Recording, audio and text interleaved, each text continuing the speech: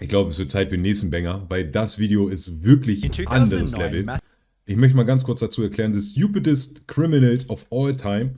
SunnyV2 macht sehr gute Videos, alles auf Englisch zwar, aber das sind alles Banger. Und was jetzt kommt, werdet ihr selber nicht glauben können. Das sind alles Menschen, soll ich für irgendwen die Untertitel anmachen, müsst ihr nur sagen, auf Deutsch dann. Das sind alles Menschen, die Kriminalitäten begangen haben, kriminelle Sachen getan haben.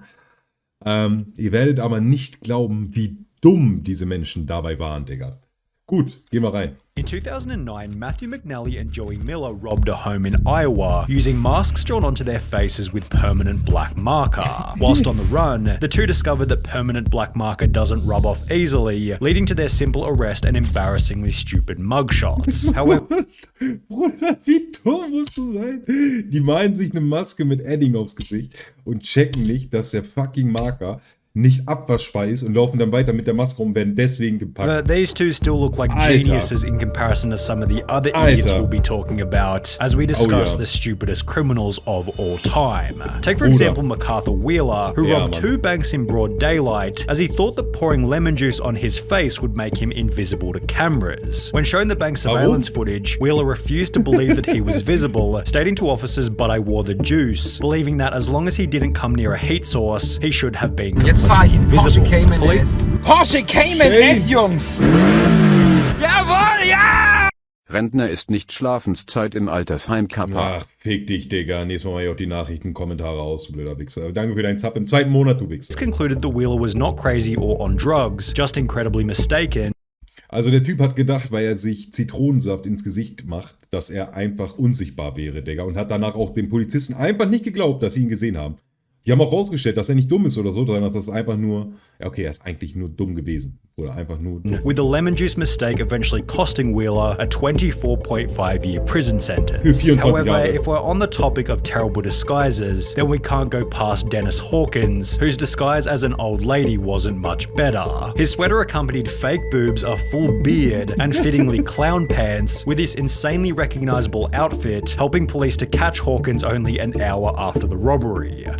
Was denkst du auch, wenn du so da rausgehst, Digga? Was ist das? Police chief for the area stated, he would get my nomination for dumbest criminal, I think. You still have his black facial hair with a blondish wig. Definitely different. Different is also a good way to describe Patrick Maguire's disguise, who robbed an Illinois convenience store while covering his face with a clear plastic bag. He was only able to obtain $60 from the robbery.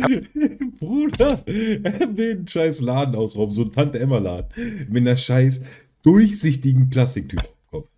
However, due to his extensive criminal history, he was sentenced to 15 years in prison for the stunt, meaning that he had to spend 1 year in prison for every $4 stolen from the store. Talk about a bad return.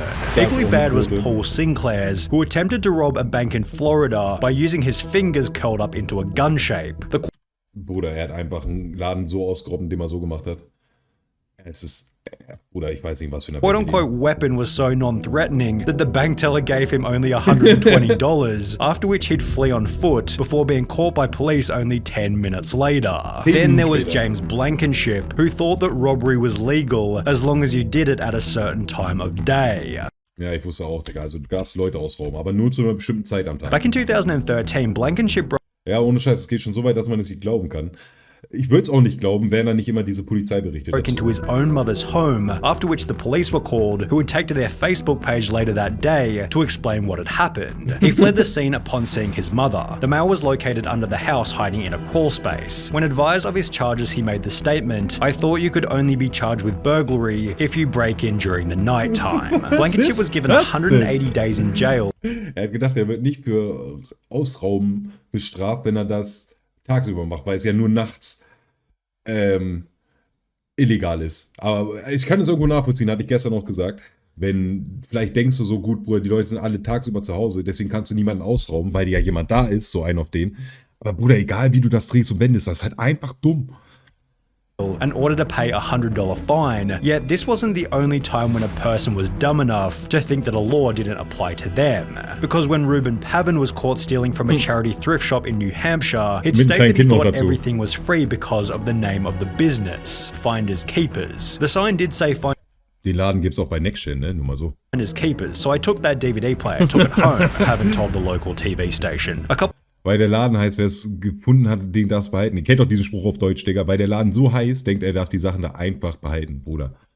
Es ist auch eine Ausrede, die du niemanden hält. A couple of weeks later, the stuff is still there on the porch. So I'm thinking to myself, finders keepers. They probably just put stuff out there for people to take. The business responded via Facebook stating, this man who was caught on video is saying it is all a misunderstanding. He thought everything at our store was free. Is that really the best defense he could come up with? After which Pavin reportedly turned in the stolen goods to police, holding that he's not a bad person or a bad dad, and is rather just unbelievably stupid. But was he as dumb as Derek Mosley, who in 2013 attempted to rob a store named Discount Gun Sales by using a baseball bat. When Mosley allegedly... Das ist auch so dumm, Bruder. Er will einen scheiß Waffenladen ausrauben mit einem Baseballschläger. Einen Waffenladen. He barged into Discount Gun Sales and smashed a display counter with his baseball bat. The store manager simply pulled out his own personal firearm and pointed it straight at the would-be robber, holding Mosley in the store until he was arrested and charged with first-degree robbery. A similar story then came out of Texas in July 2022 when a gun store was robbed at knife point, although this tale instead ended in a body bag as the robber was fatally shot by the store owner as he tried to exit with his loot. Ja, but what happens when you... Ja, da hast du auch einfach selber Schuld, ne? So ohne Scheiß. Du kannst doch keinen Waffenladen mit einem scheiß Messer oder einem Baseballschläger ausrauben, wenn da Waffen drin sind, die der Typ einfach benutzen kann. Accidentally call 911 whilst committing a crime. Pocket dialing the police is probably a fairly common occurrence. However, for Carson Reinhardt and Nathan Tekla-Merriam, it happened at the most unfortunate moment, specifically while they were breaking into a car. The alert dispatcher soon realized that the call was an accidental one, and moreover that the guys on the other end might be up to no good. Ich frage mich, warum die nicht direkt aufgelegt haben, die Polizei jetzt, weil ihr kennt das ja, wenn ihr aus Versehen irgendwen anruft und ne, euer Handy klingelt, telefoniert einfach von selber. Das ist bei denen auch passiert. Bloß die Polizei hat nicht direkt aufgelegt, weil sie sich gedacht haben, einfach Tränengas reinwerfen. Das ist vielleicht eine Möglichkeit, aber die sind halt einfach nur mit einem Messer und einem Baseballschläger da rein. Dass die Polizei dann nicht direkt aufgelegt hat, weil als sie gemerkt haben, okay, da ist jemand dran, der einfach nicht mit uns telefonieren wollte. Nein, die haben dadurch gemerkt, weil die aus Versehen die Polizei angerufen haben, dass die Jungs gerade am Scheiße bauen sind. Die haben gerade ein Auto aufgebrochen. Das kannst du dir nicht ausdenken. The next 35 minutes, the dispatcher stayed on the line, Für 35 Minuten. Information as Tekla-Merriam and Reinhardt did the following. Discovered a car that they thought they could burglarize, discussed how to break into the car, allegedly broke into the car, exclaimed in delight over finding narcotics in the car, became confused as to how and what... Haben sich noch darüber gefreut, dass sie irgendwelche Pillen gefunden haben und waren dann sehr verwirrt, dass die Polizei direkt daneben dann auf einmal stand. A police car was following them and reacted in disbelief when the arresting officer revealed that they'd been on the line to 911 the entire time. Scott Simon found himself in a similar situation, although under much more severe circumstances. Whilst on trial for murder in 2015, Scott was successfully sentenced to life in prison, as 2 years prior he'd pocket-dialed the police while admitting to a friend that he was the one who committed the crime. He had no idea he called 911, a sheriff's office spokeswoman told the Miami Herald. He basically told on himself, as did Albert. Er hat einfach auf sich selber gesnitcht, Digga. Er hat irgendwen ermordet, kam schon damit weg und 2 Jahre später hat er aus Versehen die Polizei angerufen und die haben einfach in dem Moment zugehört, wie er einen von seinen Freunden erzählt, dass er den umgebracht hat. Wie möglich ist das überhaupt, dass du nach 2 Jahren jemand nochmal davon erzählst und dass genau zu dem Zeitpunkt du aus Versehen die Polizei anrufst? Bruder, die sollten doch einfach Lotto spielen, ne? Bei den Zufällen. Bailey, although in a much stupider way. Bailey had planned on robbing a bank in Fairfield, Connecticut, although rather than exercising the element of surprise, he'd call the bank prior to the robbery stating, I want $100,000 in large bills and no die packs. I'll be sending someone into the bank to get the money. Don't call the police, we are monitoring the police scanner. Prior to making this phone call, Bailey had already served 7 years in prison for a previous bank robbery. However, this new plan was equally Also hat er doch sogar schon Ahnung, dann muss er doch wissen, dass das nicht funktioniert. Als wenn du bei einer Bank anrufen kannst, ihr werden euch ausrauben, macht da schon mal das Geld klar. Ihr könnt euch übrigens nicht bei der Polizei melden, weil wir das auch steuern. Was ist das denn? Die sollten 2K spielen, vielleicht bekommen die eher. Effective, as after arriving at the bank to collect his cash, Bailey was locked inside, arrested, and sentenced to another 9 years in prison. Although, if he wanted to avoid this time behind bars, he could have had a chat with Tito and Amanda Watts, who got arrested in Florida for selling tickets to enter heaven at a price of $100. Tito Watts said in his police statement, "I don't care what the police say, the tickets are solid gold, and it was Jesus who gave them to me behind the KFC and said to sell them so I could get me some money to go to outer space. You should arrest Jesus." Go to outer space. Die sind ja dümmer als Orange. Und das hätte ich nämlich auch nicht gedacht, dass das geht. Aber ja, die beweisen, dass es doch geht, ne? Also pass auf, das erinnert mich so ein bisschen an diese, weiß ich nicht, 1000 nach Christus oder so, Martin Luther, als er in Deutschland unterwegs war. Da haben die ja auch so, wie sagt man denn, Sündenzettel verkauft. Also wenn du eine Sünde begangen hast, kannst du die im Endeffekt freikaufen davon. Du bist nicht dadurch dann in den Himmel gekommen. Du hast ihnen einfach nur Geld gegeben. Das war das Einzigste. Das haben die auch gemacht. Und das Ding ist, die haben die sogar verkauft bekommen. Aber heutzutage ist das halt leider illegal, ne? Aber ja, sie sagt halt, Jesus hat mir die Dinger selber hinterm KFC gegeben und hat gesagt, ich soll davon dann high werden. Also habe ich das gemacht. Just because he's the one who ja, genau, ihr solltet eigentlich Jesus verhaften, weil er derjenige ist, der mir die goldenen Tickets gegeben hat. Und sie sagt sogar noch, ich bin dazu gewillt, mir ein Kabel anzustecken und ihn dann sogar zu verhören, so mäßig, von wegen, sie macht so undercover.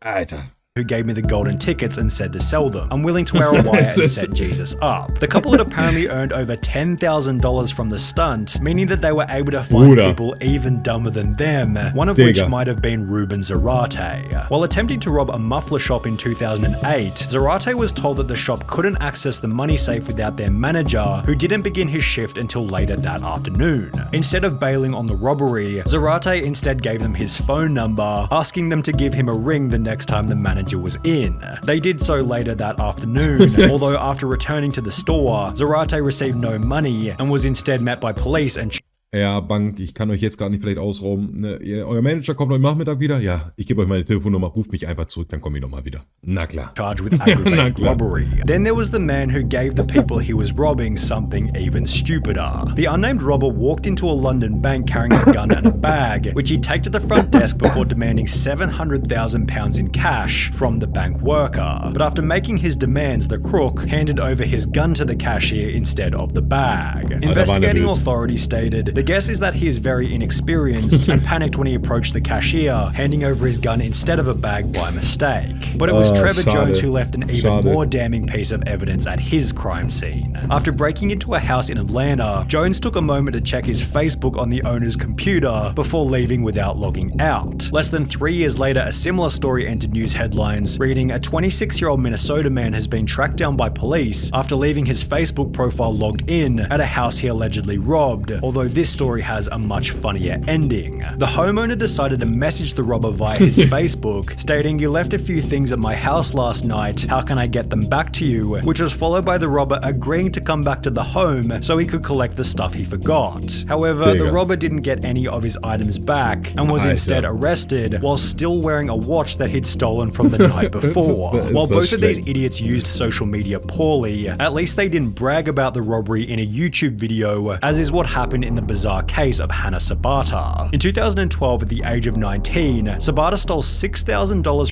Bruder, ich hätte niemals im Leben erwartet, dass die Frau, die da jetzt gerade steht, 19 Jahre alt ist.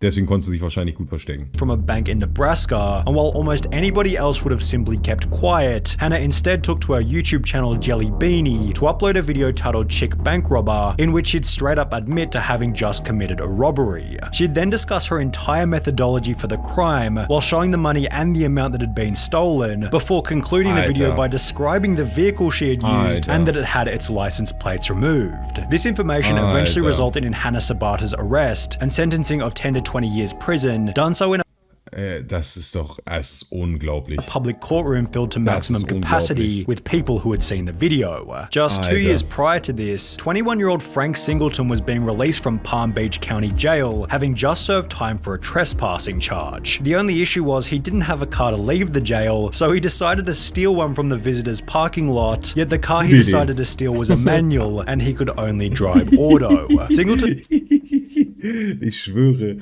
besser als so ein Autoversicherung, keine Ahnung, ist halt einfach eine Gangschaltung in Amerika. weil da keiner Gangschaltung fahren kann. Die dürfen alle schon ab 16 fahren. Deswegen, also weil das meistgefahrene Auto da Automatik hat. Deswegen dürfen die ja mit 16 schon anfangen zu fahren. Aber dann, wenn du denen halt ein Auto mit Gangschaltung hinstellst, dann ging das einfach nicht hin. Das ist ein schönes Video, muss man sagen. Finde ich auch sehr gut.